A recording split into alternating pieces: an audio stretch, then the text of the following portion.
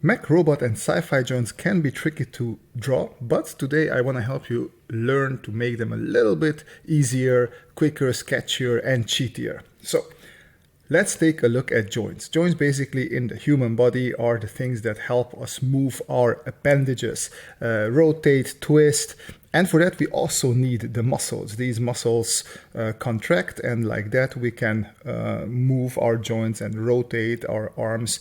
In machines and robots, we have pistons for that, or at least we had pistons in the past.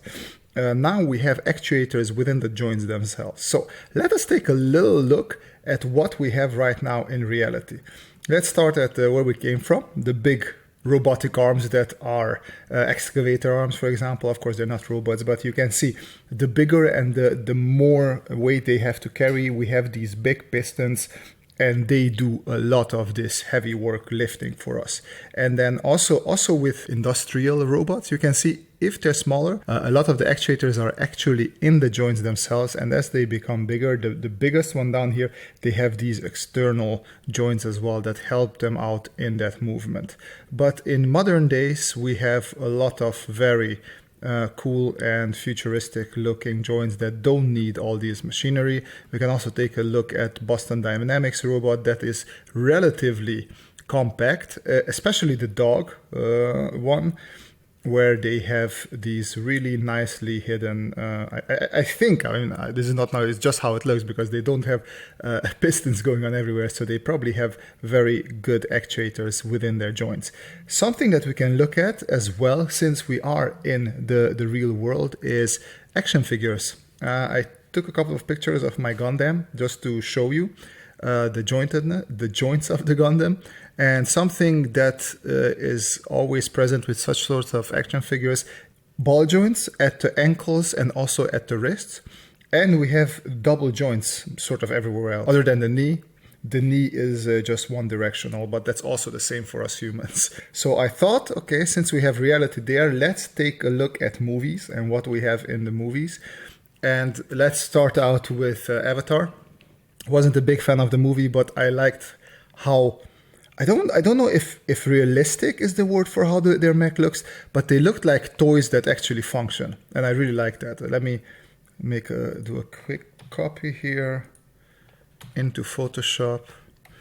As you can see, if I draw next to this one, so we have the arm here, which rotates on this joint here, so it goes up and down, and then here we have this clearly suggests that here we have a rotation like this, and then here we have another joint that will allow this lower arm to go up and down. So it's very clear how this works. You can see all the connections. Same thing for the legs. I think if we look at the leg, if we look at the hip, here we probably have some sway like this. It's sort of hidden, but it should be there. And the rest is just rotating like that, and another rotation there. Actually, it has a bit of a spring and then a rotation there. So I think that's a really, really nice design. I don't know if it's functional, but it looks very functional to me. Then I would like to go up to the Matrix. A lot of joints, everything looks very engineered, a lot of pistons working. If you look at it like this, it might even be a little bit over-engineered, but actually in the movie it looked very cool. But everything is just function on top of function on top of function to make those varied movements actually available to the human that is sitting in there. And since we talked about pistons and realism, let's take a look at District 9's mech as well.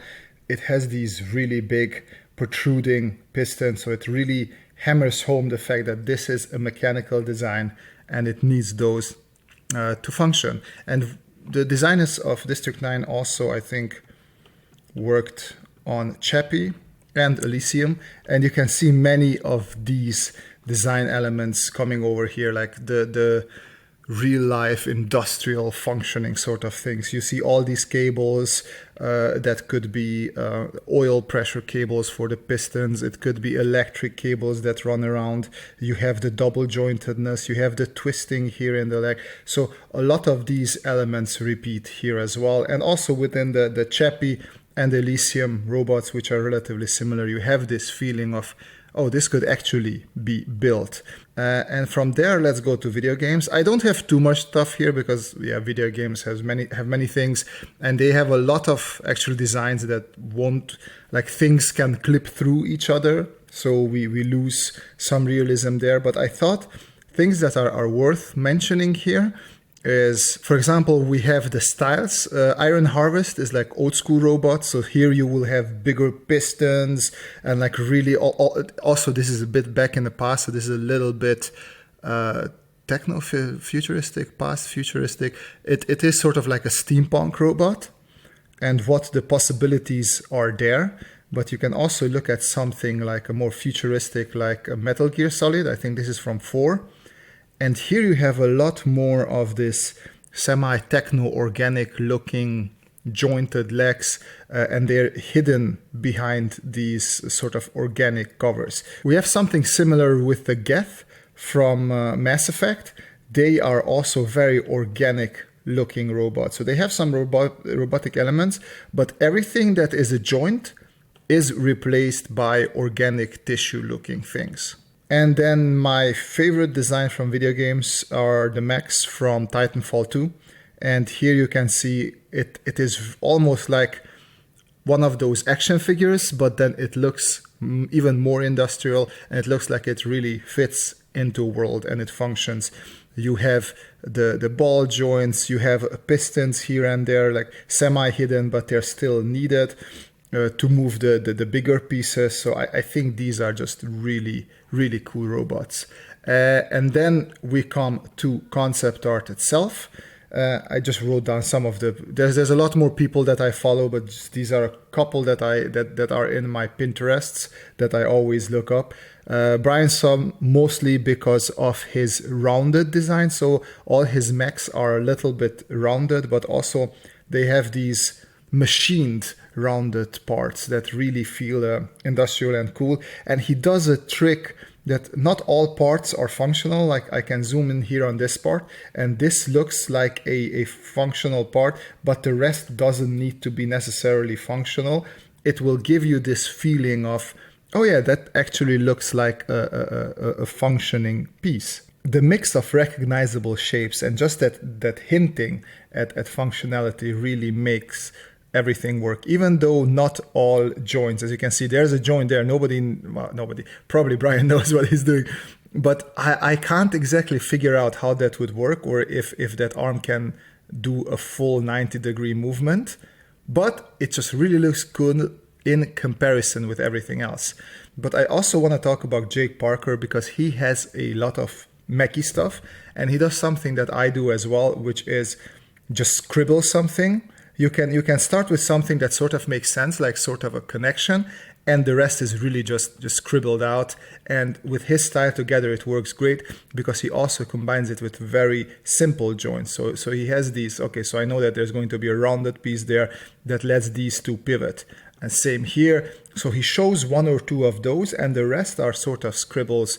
And then the brain puts everything together, just like here. Nivan Chantara, I hope I didn't butcher it. He does something that I see, well, actually a little bit less now, but for a couple of years ago, this was very prominent everywhere. And I like it a lot as well, is hiding your mechanisms and joints as well behind some sort of fabric looking material. We had this also a little bit with Brian Sum here, and also the robots from Metal Gear. So they had this organic fabric looking material.